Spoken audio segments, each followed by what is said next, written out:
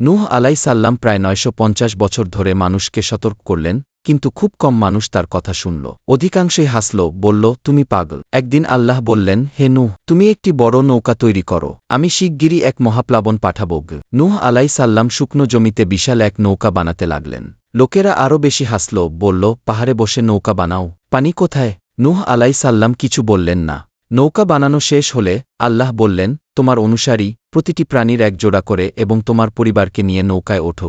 হঠাৎ একদিন আকাশ থেকে টানা বৃষ্টি নামল, আর মাটি থেকেও পানি উঠতে লাগল। চারপাশে পানি ছড়িয়ে পড়ল, মানুষ ভয়ে ছুটোছুটি করল। কিন্তু তখন আর সময় ছিল না। কেবল নূহ আলাইসাল্লাম এর নৌকায় থাকা লোকেরা ও প্রাণীরা রক্ষা পেল। নূহ আলাইসাল্লাম এর এক ছেলে নৌকায় উঠেনি। সে ডাকে, বাবা, আমি পাহাড়ে উঠব, বাঁচব। নূহ আলাইসাল্লাম বললেন, আজ শুধু আল্লাহ যার প্রতি দয়া করবেন সেই বাঁচবে। তবুও ছেলে কে উঠলেন না, সেও ডুবে গেল।